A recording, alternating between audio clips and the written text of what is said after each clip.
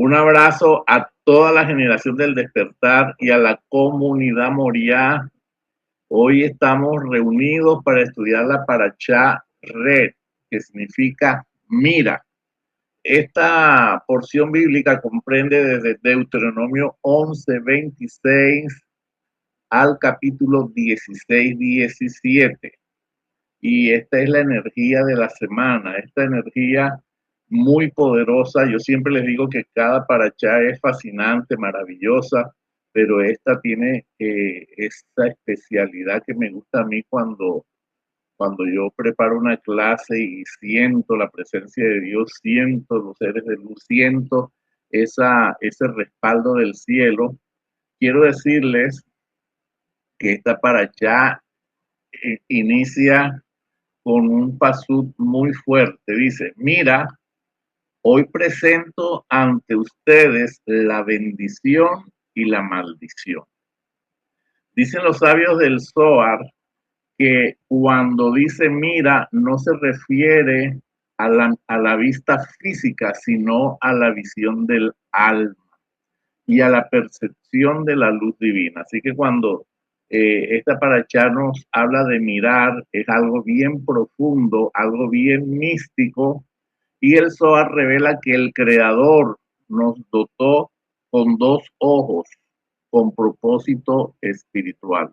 Un ojo debe usarse exclusivamente para las virtudes de los demás. O sea que cuando nosotros estamos mirando a las otras personas, miremos las virtudes y no nos enfoquemos en juzgar a las otras personas, porque recuerden que cuando juzgamos a las personas, ese juicio que estamos lanzando a las otras personas, ese mismo juicio viene en contra y somos probados de lo que estamos juzgando. Así que no juzguemos, tenemos un ojo para admirar, para observar las virtudes de las demás personas, y el otro ojo debe usarse para evaluar los propios defectos y corregirlos. O sea que con un ojo miramos a las personas sus virtudes y con el otro ojo miramos hacia adentro, bloqueando así la energía destructiva de la Chon Hará y del Ain Hará. La Chon Hará bloqueamos la energía destructiva de hablar mal, y Ain Hará bloqueamos la energía destructiva de la envidia, de los celos, eh, de los sentimientos ocultos en contra de otra persona. El Ain Hará en hebreo es la raíz con la que se expresa mal de ojo, envidia, rabia oculta, y es una fuerza que proviene del interior del alma y se manifiesta por medio de los ojos y de las palabras que se pueden declarar en ese momento, que puede ser un desprecio disfrazado de halagos. Y recuerden que está escrito en la Biblia que engañoso y perverso es el corazón del hombre, ¿quién lo entenderá? Así que cuando la Parashá nos dice mira, nos está ampliando un concepto espiritual muy profundo: el mirar de manera correcta y el mirar con mal de ojo. Tenemos que tener cuidado porque muchas personas que miran con mal de ojo no se dan cuenta que están ministrando desde el centro de su corazón y se refleja por medio de los ojos la envidia. La envidia tiene una particularidad, que tiene esa fuerza del alma que la persona que tiene mal de ojo lanza hacia la otra. Lo que hace es que bloquea los proyectos, bloquea los sueños, el propósito, y muchas personas dicen, yo siento que yo no avanzo, yo siento que hay dificultad para alcanzar mi propósito.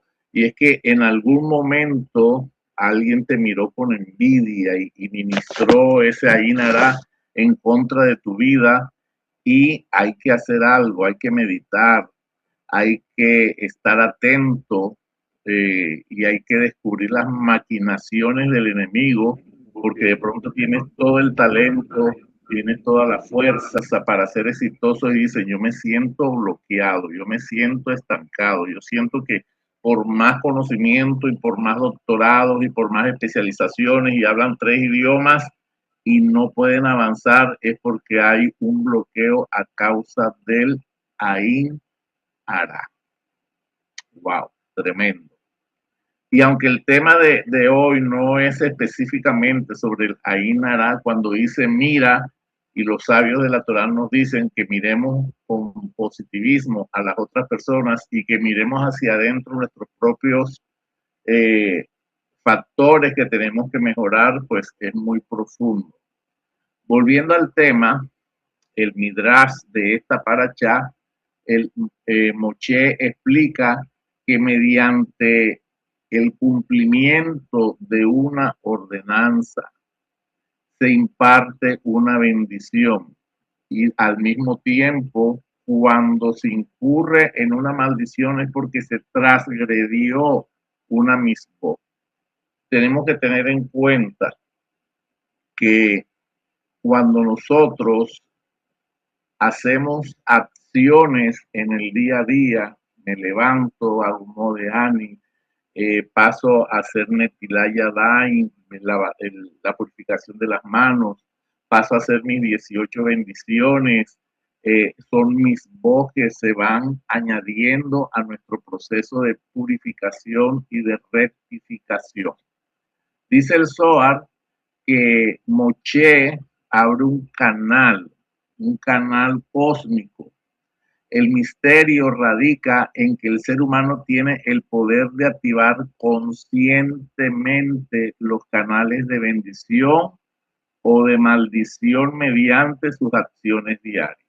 Entonces, el Moshe Rabenu en esta paracha nos enseña que nosotros mismos somos los que abrimos un canal en el momento en que tomamos la decisión de accionar positivamente o de accionar de manera negativa. Dice el Midrash en la paracha Re que Hashem advierte, si bien el camino de la Torah y de las mitzvot por momentos pareciera intrincado, o sea, pareciera que es un camino difícil, pareciera que es un camino duro, pues a pesar de que tiene esa aura de que es como cositero, difícil, porque venimos de un sistema de creencias que todo se basó en la fe ciega. A propósito de que estamos saliendo del, de la era de Piscis, que era una era de control, de manipulación, de que si no se hacía como decía el líder, entonces ya se levantaba la Inquisición. Venimos de esa fe ciega y por lo cual rechazaron las ordenanzas, rechazaron la ley, rechazaron la Torá. Y según la Torá, en realidad lo que nos transforma son nuestras acciones diarias. Por ejemplo, no basta solo decir que creemos en Dios, yo soy de esta religión o yo soy de esta otra religión o yo sigo esta deidad, sino que tenemos que mirar nuestro corazón. Tenemos que decir, yo tengo a Dios en mi corazón, yo creo en Dios, pero mis acciones tienen que ir acorde a lo que yo estoy profesando. No es solamente la fe ciega, sino que 3 doritos después de que dicen que tienen a Dios en su corazón, hablan de todo el mundo, maltratan a sus padres, no son empáticos ni con la naturaleza, ni con los animales, ni con la misma humanidad. Entonces dicen que tienen a Dios en su corazón, pero sus acciones demuestran otra cosa. El camino de la Torá y las mitzvot sin duda nos conducen a un camino de éxito, como está escrito en este versículo. Y habrá calzada y camino y será llamado camino de santidad. No pasará inmundo por él, sino que Él mismo estará con ellos. El que anduviere en este camino, por torpe que sea, y a mí me encanta este versículo porque realmente cuando nosotros miramos la Torah oral y la Torah escrita, pareciera que es un camino pues difícil, pero no, aquí la Taná nos dice que por torpe que seamos no nos vamos a extraviar y es muy fácil. Nosotros nos enfocamos con los ciclos semanales, ciclos mensuales, ciclos anuales, los ciclos semanales Shabbat, el ciclo mensual Rojo Des, el ciclo anual las 7 fiestas establecidas, y entonces antes de Chabó son 40 días de la cuenta del Homer, y ahora vamos a empezar 40 días para llegar a Yom Kippur. No hay pierde. Si nosotros aprendemos a conducirnos dentro del calendario establecido en la Torá, entonces nosotros no nos vamos a extraviar. Así que la Torá es un camino que nos lleva por caminos de éxito, es un camino de luz, y aunque parece irregular y sinuoso antes de embarcarse en el mismo, pero una vez encaminado vamos a ver que es un camino gratificante, pintoresco y reconfortante. ¿Por qué? Porque cuando ya nosotros le cogemos el ritmo a la Torá, cuando sabemos que nos llevan por caminos de bendición, cuando sabemos que vamos por caminos de luz, y aunque en un comienzo parece diferente, realmente la fe unida a la acción nos lleva al éxito. Pero cuando tú tienes una fe ciega, pero no haces nada para mantener esa fe y para construir tu espiritualidad, entonces puede ser un camino permisivo, fuera de las misbot y la Torá. El decir, bueno, yo soy creyente, yo tengo a Dios en mi corazón, pero no haces nada, no te activas en las ordenanzas, en las misbot, parece que es muy cómodo y muy relajado al principio, pero al final hay consecuencias. Por eso esta parachá nos invita a elegir con inteligencia. Esta es la parachá de escoger mira entre la bendición y la maldición, y está directamente relacionada con las mismas.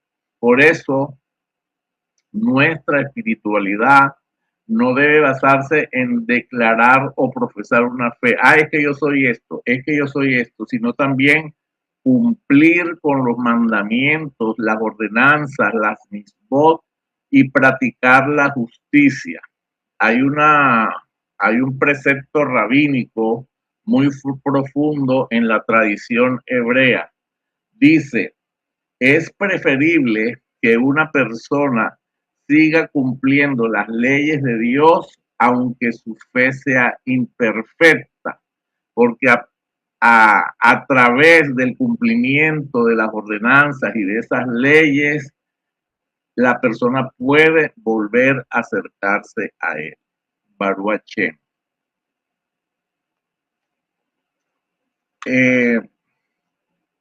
Hay muchas personas que manifiestan su amor por Dios, y yo les creo, y admiran los personajes como están en la Torá y en la Taná, admiran a Enoch, admiran al profeta Elías, a Moshe Rabenu, a nuestro padre Abraham, pero de ellos se conoce muy poco en este mundo occidental. Pues dice el Zohar que con respeto a las ordenanzas y a las misbot que nosotros decimos, pero es que tanta cosa, dice el Zohar que una persona que cumple con Shabbat y hace un Shabbat bueno, porque no es solamente prender las velitas y ya, hay que hacer un Shabbat como debe ser. El que hace Shabbat como debe ser cumple con toda la Torah. Pero vamos un poco más profundo viendo el ejemplo de estos seres de los que nos antecedieron. Vamos a ver la vida de Enoch. Enoc. En el linaje,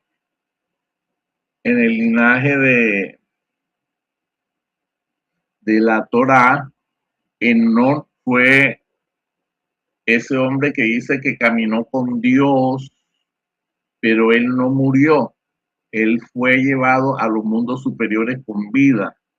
Él completó todo lo que su alma tenía que rectificar y corregir, lo completó en su vida, y era tan grande su vocación que vivió en este mundo por 365 días. No, dentro de la genealogía que nosotros encontramos en Génesis 5, fue el séptimo. Si ustedes estudian, el número 7 es un número predilecto de Dios. El séptimo día fue el que él santificó. Moche fue el séptimo líder. El rey David fue el séptimo hijo que coronó como rey. El 7 son los cielos en los mundos superiores. Y bueno, hay mucha resonancia con el número 7. Y en la genealogía que encontramos en Génesis 5, fue el séptimo.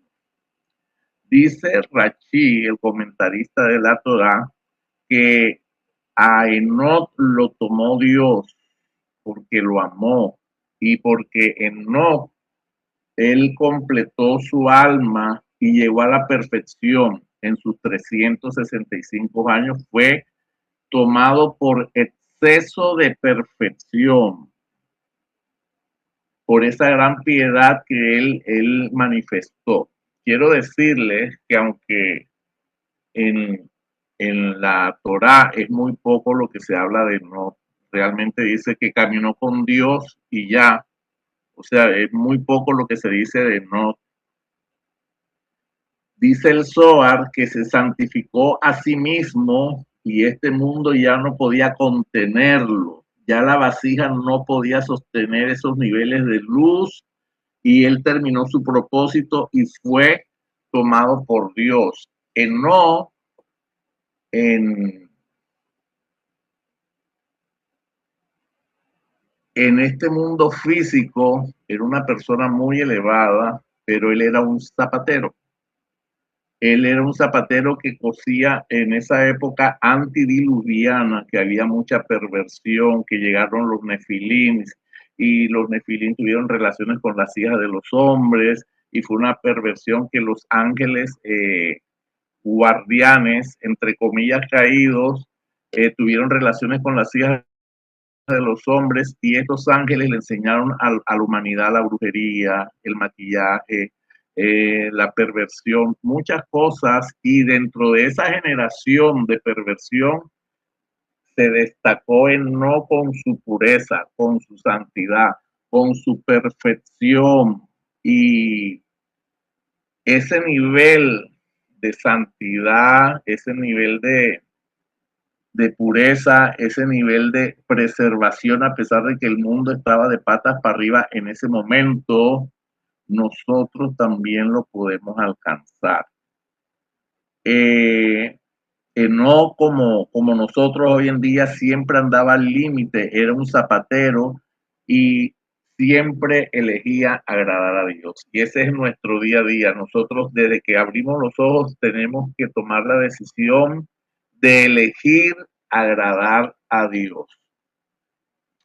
Hay un libro que se llama El Seder Olam, uno de los más antiguos. Recuerden que el judaísmo tiene la virtud de que aparte de la Torá tenemos Midrash, aparte del Midrash tenemos el Talmud, aparte del Talmud tenemos el Sidur, aparte del Sidur tenemos libros muy antiguos como este, el Seder Olam, uno de los más antiguos.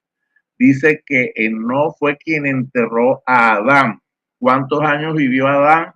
930 años. O sea que Enoc era el nieto de los nietos de Adán.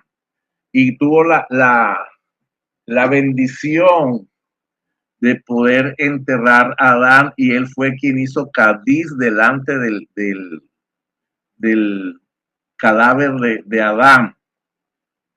O sea que a pesar de que Enoc era el séptimo en el linaje, alcanzó a conocer a Adán. Y Adán, recuerden que cabalísticamente él contenía todas las almas que están en este mundo físico. Cuando Adán pecó, su alma se fragmentó, pero había una parte del alma de Adán, del primer hombre, que estaba pura, que no se contaminó con esa caída de Adán, y esa parte pura, limpia, la heredó Enoc, esa alma superior del primer hombre, la parte que quedó pura, alta y no dañada, la recibió él, y por consiguiente, recuerden que Adán no estaba destinado a morir. La muerte no tenía poder sobre él, pero el momento en que peca, esa parte limpia, superior, poderosa, la heredó Enoc. Y Enoc recibe esa virtud de la inmortalidad. Por eso dice que caminó con Dios y que subió a los mundos superiores en vida.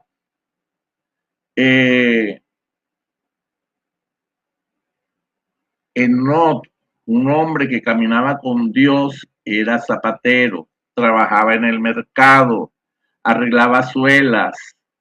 El justo, más grande, más inmenso, más poderoso, tenía un oficio terrenal.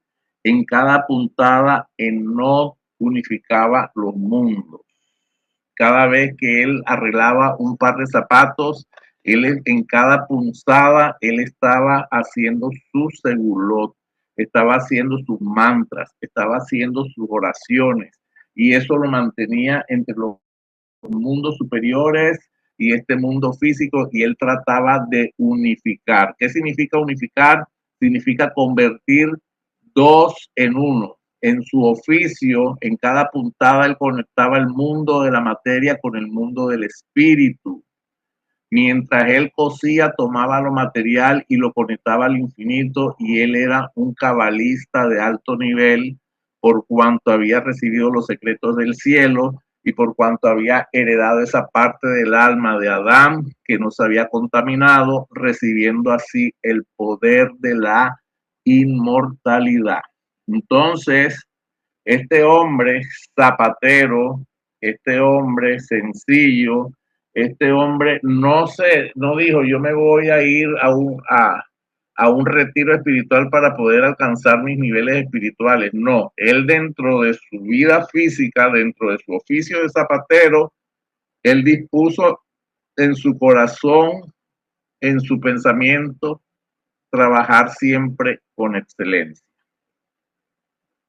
En cuanto más emulamos, emular es buscar ser igual a Dios. Entre más emulamos los atributos de Dios, más nos acercamos a Él. Cuando nosotros realmente dentro de lo profundo de nuestro corazón empezamos a ser generosos, dadivosos, porque un dador tiene esa habilidad de tocar siempre el trono de Dios.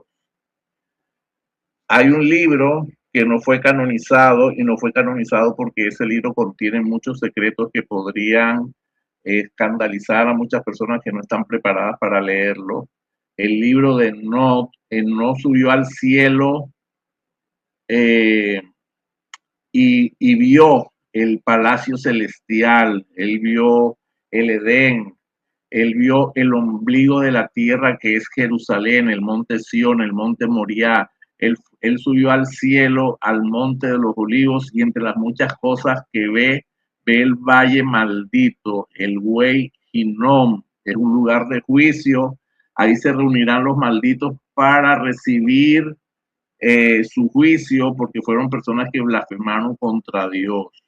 En este libro de Enoc también se encuentra el libro de las luminarias.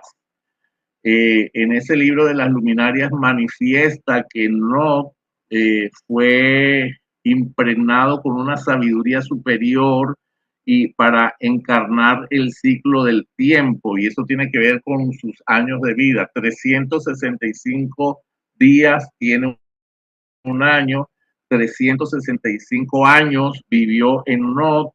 Él recibió la sabiduría de la astronomía, y esa sabiduría que le fue entregada, esa capacidad de entender la división del tiempo, no es el hombre del calendario. Él recibió el secreto de la intercalación, o sea, el secreto de establecer un tiempo en este mundo físico del mismo Adán, la capacidad de calcular el tiempo y establecer las festividades.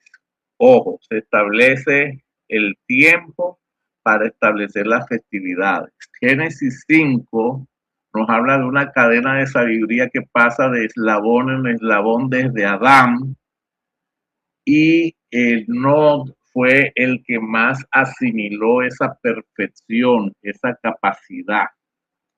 Cuando dice que caminó con Dios y fue llevado a los cielos, fue elevado. Aquí hay un misterio muy grande. ¿Qué fue lo que pasó con Enoc? ¿Por qué Dios lo tomó? ¿A dónde fue? Enoc fue el hombre que fue trasladado en vida a los mundos superiores y se convirtió en un ángel, pero no en cualquier ángel. Tuvo una transformación, claro está, que esa transformación le dio una jerarquía angelical como príncipe de la presencia.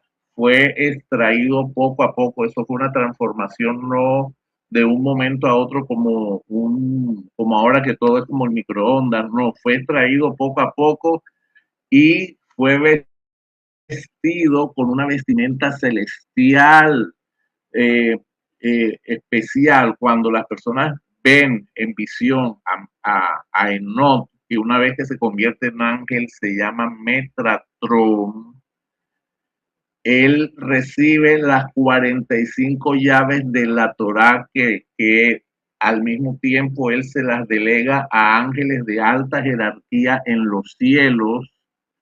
Y hay un rabino, Ismael, que fue sumo sacerdote.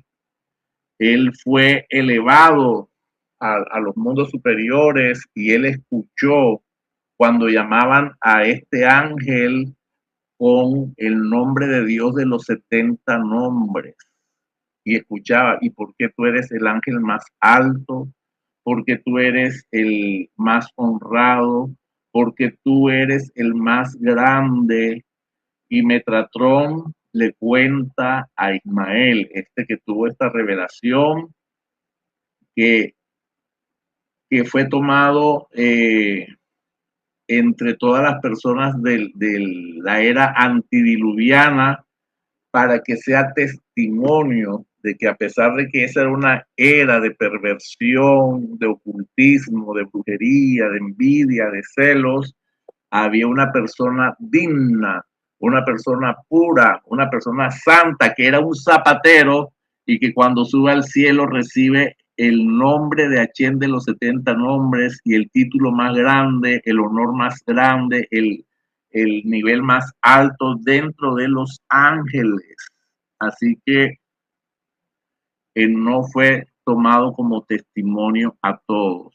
Fue un hombre que se mantuvo puro en medio de la generación de maldad antidiluviana, y pues los sabios nos enseñan que en vez de decir Metatron, por respeto podemos decir el arcángel Meta, príncipe de la presencia.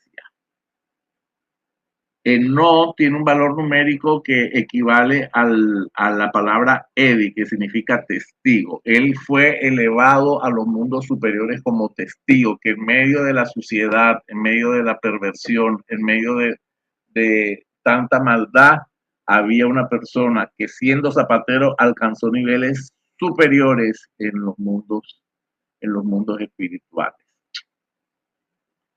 Dice que también se lo llamaban en el mundo superior, lo llamaban Nar, que significa muchacho, porque no envejece, se renueva, y él es lo opuesto absoluto, está dispuesto a comenzar cada día de nuevo. Así nosotros tenemos que ser cada mañana.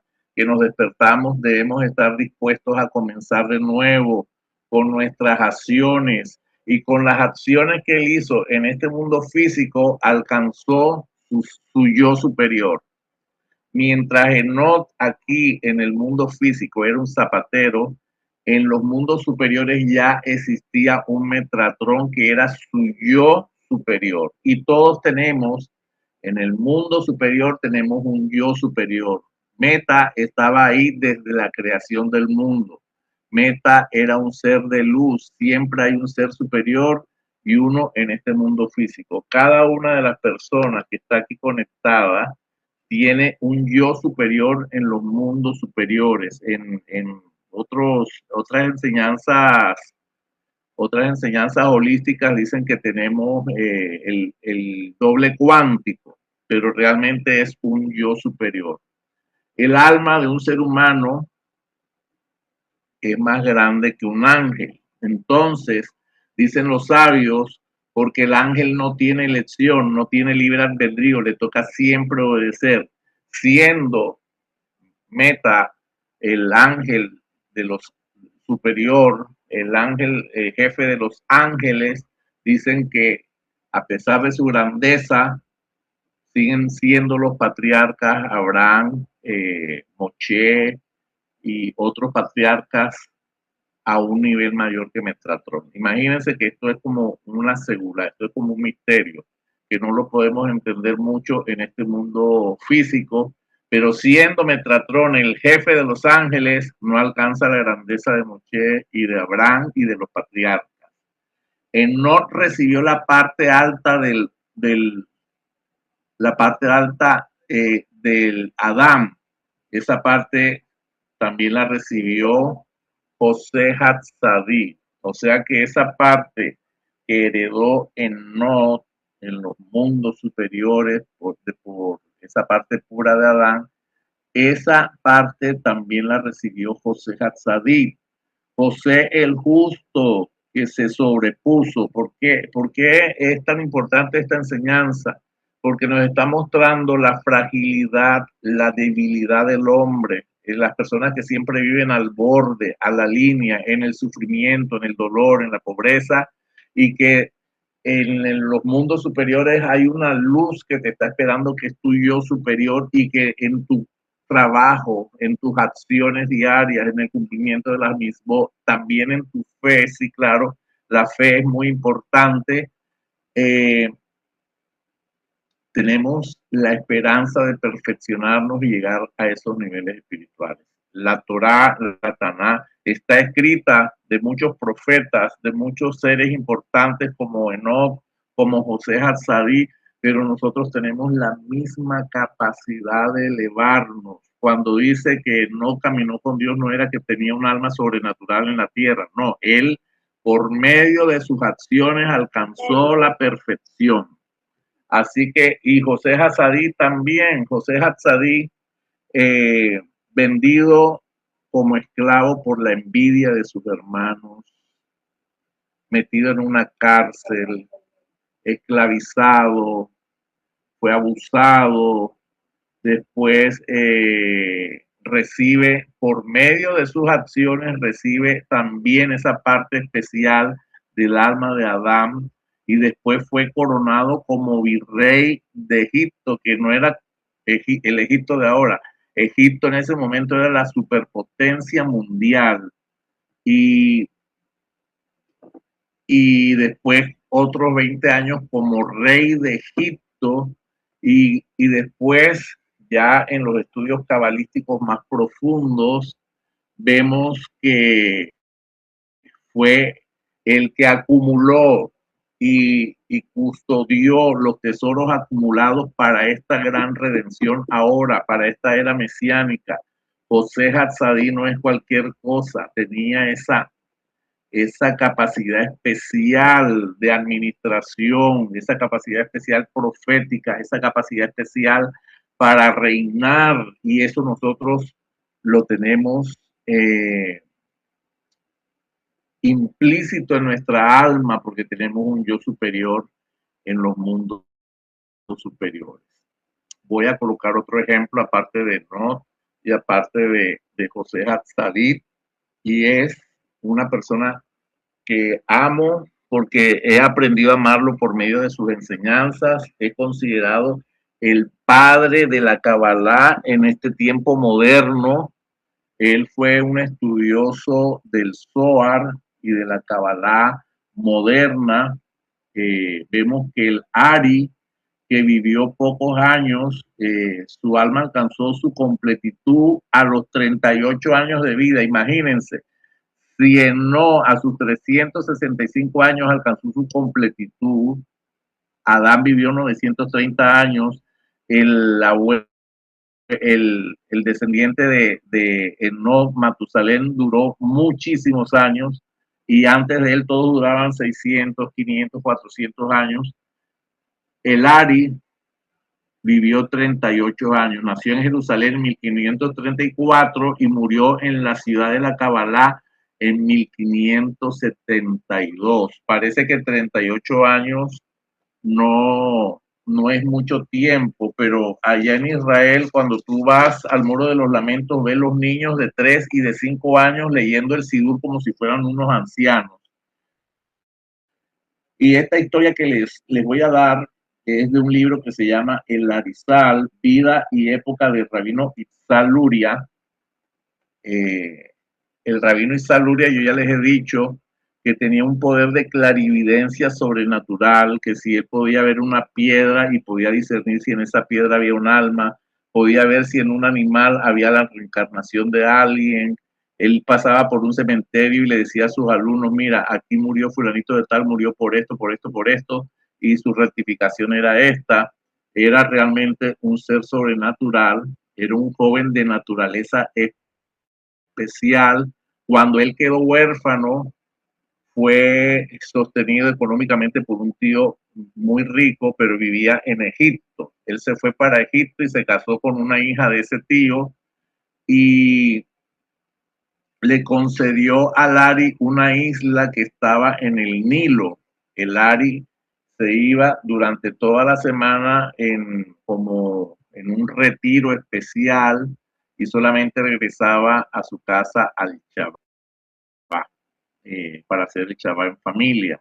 Dicen que no hablaba mucho, dicen que buscaba estar siempre solo porque estaba en, en una búsqueda muy especial de Dios, y eso mucho le pasa a las personas que están en un despertar espiritual. Cada vez que una persona toma la decisión de encontrar los secretos de Dios, los secretos de la Torá, sienten que menos falta le hace estar por ahí asando mazorca, conversando cosas vanas, le gusta estar callado, no le gusta que le hablen.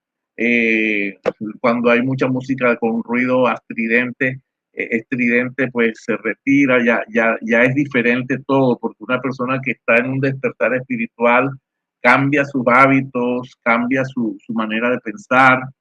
El Arizal estaba en este despertar espiritual muy profundo. Él tenía un rabino llamado el Rabbás, y con él le preguntó al rabino que si a su corta edad él podía estudiar los secretos místicos de la Torá. Y el rabino le dijo que para estudiar los secretos místicos de la Torá tenía que perfeccionarse en los rasgos de carácter, en el Tikkun Hamitot. Esos rasgos de carácter que se necesitan como preparación para poder abrirse a la Kabbalah. Y cuando hablo de rasgos de carácter, ya voy a explicar un poquito más sobre eso.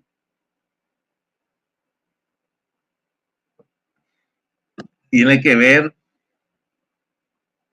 con esa capacidad que nosotros tenemos para tomar decisiones y cambiar nuestra vida.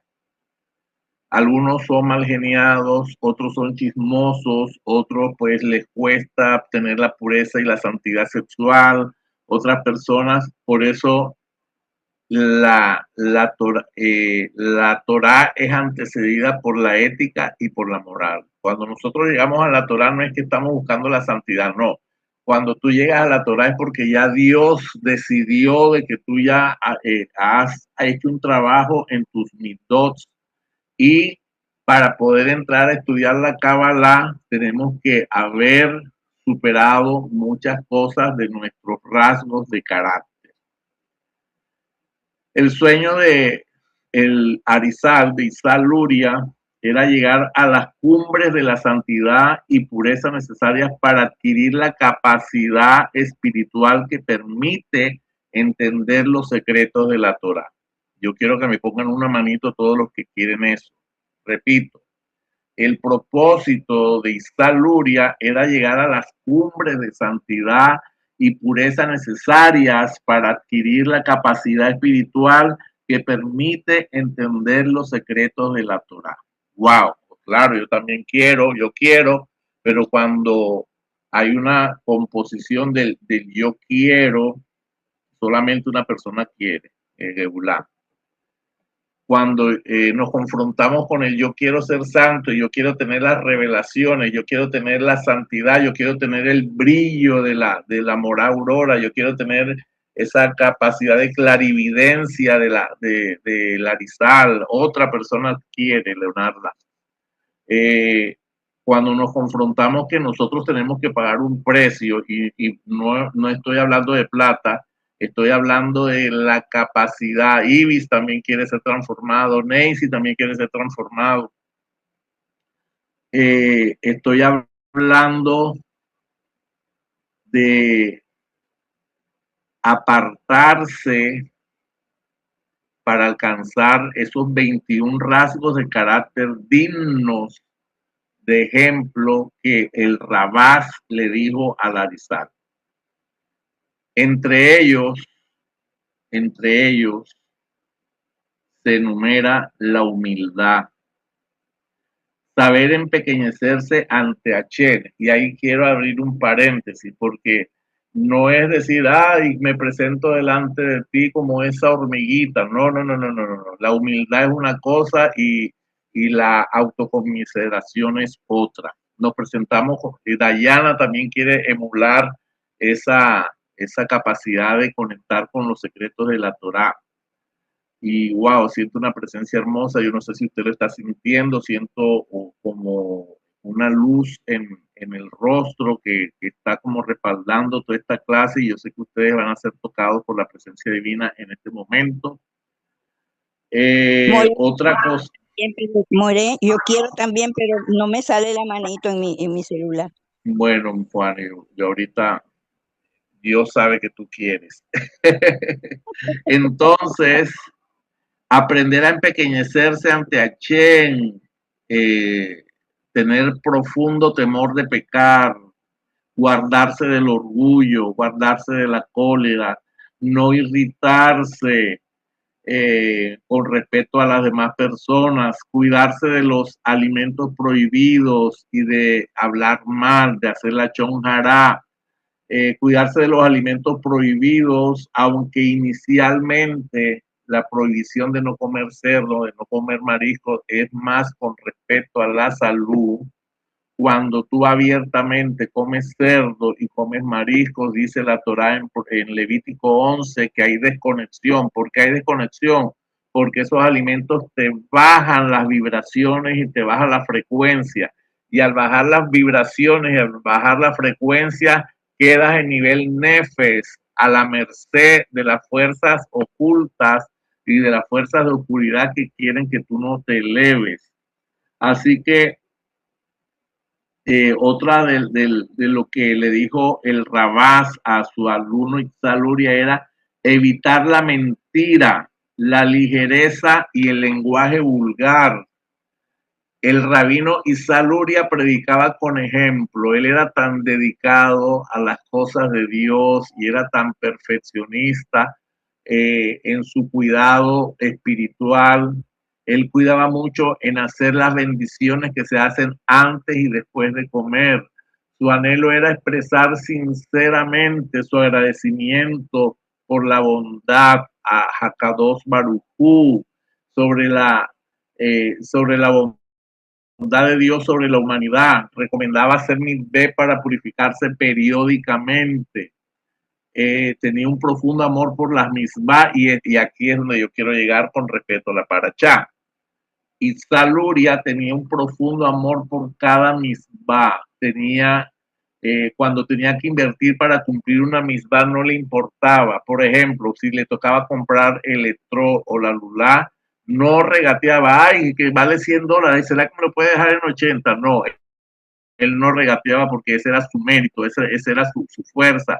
Y eso mismo les digo para la fiesta de Año Nuevo. No regateemos, busquemos el mejor vestido, busquemos que toda la familia nos acompañe a ese Año Nuevo, busquemos que sea una fiesta para el Eterno con toda nuestra fuerza, con todo nuestro amor, con toda nuestra pasión, porque algo grande va a suceder en este Año Nuevo y yo quiero ir con esa fuerza, con esa fe, con esa emuná de que estoy haciendo algo rígido para Dios, algo con excelencia para Dios, que estoy haciéndolo en el mejor lugar porque es que nuestro Dios es excelente.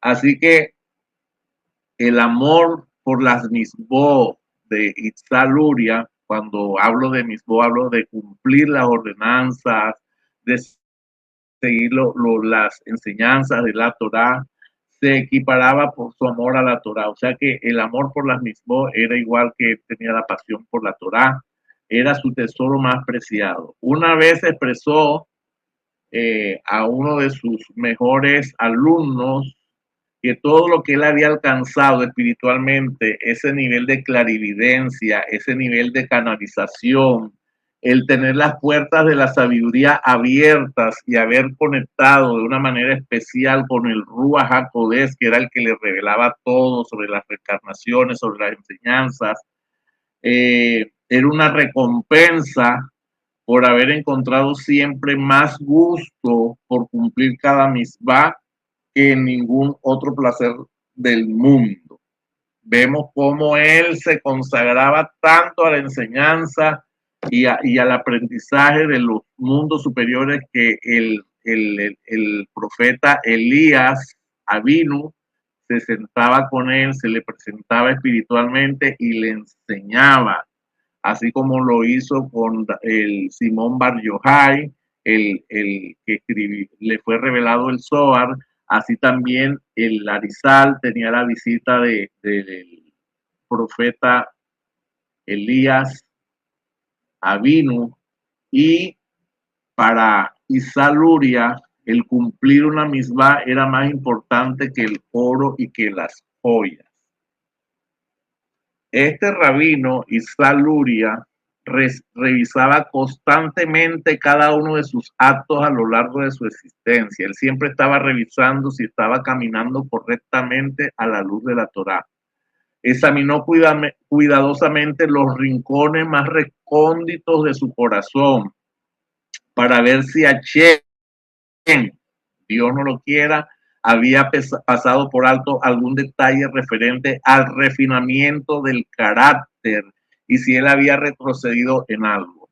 Y yo quiero hoy que todos los que estamos aquí conectados revisemos nuestro corazón, que miremos hacia adentro, que si de verdad estamos buscando a Dios, lo estamos buscando sinceramente, que si de verdad estamos buscando a Dios, estamos amándolo como lo amó Enoch, como lo amó José Hasadí, como lo amó Isaluria, porque nos dejaron un ejemplo muy alto de pureza, nos dejaron un ejemplo muy alto de conexión y nos dejaron un ejemplo muy alto de que aunque estamos en este mundo terrenal, podemos conectar a niveles de Metatron, a niveles de José Hasadí, a niveles de Larizal, y dice que siempre oraba para subir más niveles de pureza. Se dice que cuando estaba a punto de morir se le oyó murmurar, cuando estaba en su momento de partir, dijo, líbrame del orgullo. Wow, un hombre tan santo y estaba a punto de morir y estaba clamando, líbrame del orgullo. Eso ya es un nivel espectacular, eso es un nivel de santidad maravilloso, ya eso es un nivel de santidad que nosotros tenemos que hacer algo. Y yo quisiera meterme en el corazón de cada uno de ustedes y sacudirlos para que ustedes reaccionen a la belleza de lo que es cumplir la Torá, a la belleza de que es seguir las ordenanzas para alcanzar ese nivel de clarividencia, de canalización, de santidad. Así que mis amados discípulos, si ustedes quieren subir a esos niveles, tenemos el libre albedrío de elegir cada día o obedecer y oír al libertinaje. Hay personas que a veces tratamos de corregir y dicen es que yo soy así y así me quedo. Entonces esa persona no está buscando ningún nivel, esa persona está viviendo nivel nefes. Pero cuando una persona está buscando la Torá y quiere elevarse y quiere santificarse, lo podemos alcanzar en este mundo físico. Recuerden que Enoch, el que hoy es llamado Metatron, era un zapatero. Era un zapatero. Y no quiero decirlo de esa manera, de menospreciar, sino que en su trabajo físico, en su trabajo secular, en cada punzada él estaba glorificando a Dios. En cada punzada él estaba buscando a Dios. En cada actividad que nosotros tengamos, busquemos, busquemos de manera apasionada, busquemos de manera apasionada conectar con la divinidad al nivel de Enoch, a nivel de José Hatzadid, a nivel de el rabino Itzaluria, que cada vez que escucho, leo una historia del rabino Itzaluria, mi corazón palpita. ¿Por qué? Porque anhelo esos niveles de pureza, esos niveles de santidad, para poder alcanzar esos méritos. Pero entonces como iniciamos la clase, un ojo debe mirar los atributos de las personas y el otro ojo debe mirar hacia adentro, vemos que todavía nos falta alinear nuestras mitos, nuestro, nuestro carácter. Tenemos que ser más mansos, tenemos que ser más entendidos, tenemos que ser más empáticos y más misericordiosos. Bueno, para mí es un gusto estar aquí con ustedes en esta nueva clase de la Torá. La Parashá Red es una Parashá muy interesante, pero quiero antes recordarles que tenemos un evento crucial y muy importante que es la fiesta de Año Nuevo, Rosh Hashanah, que se va a realizar el 11 de septiembre al atardecer.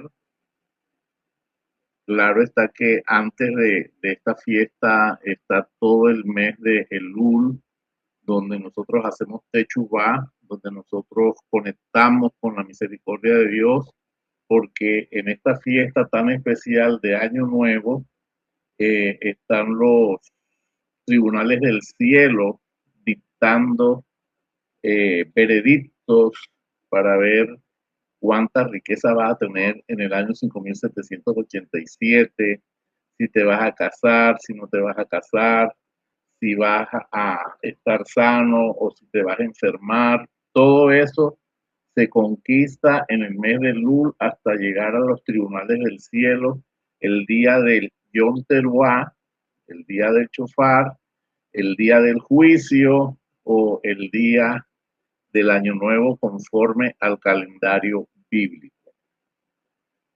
También quiero que estemos muy atentos a este rosco de que viene el, el miércoles al atardecer. Le damos la bienvenida al mes con un eclipse total de sol. Aunque la astrología es como un mapa que nos guía, nosotros tenemos que estar atentos como la tribu de Isaacar para nosotros ponernos por encima de todas esas energías fuertes esas energías que un eclipse puede manifestar hacia la Tierra y hacia la humanidad. Un eclipse es una interrupción, es una cita con nuestro destino, y si nosotros como personas entendidas en los tiempos no nos apresuramos a hacer nuestro trabajo espiritual, puede ser que ese eclipse te afecte negativamente, aunque como les digo, es una cita con el destino, y lo que está marcado para esa fecha definitivamente ha de suceder, porque a veces las personas se resisten a los cambios y el universo sí o sí va a establecer lo que tiene que establecer en nuestras vidas conforme a nuestro programa evolutivo.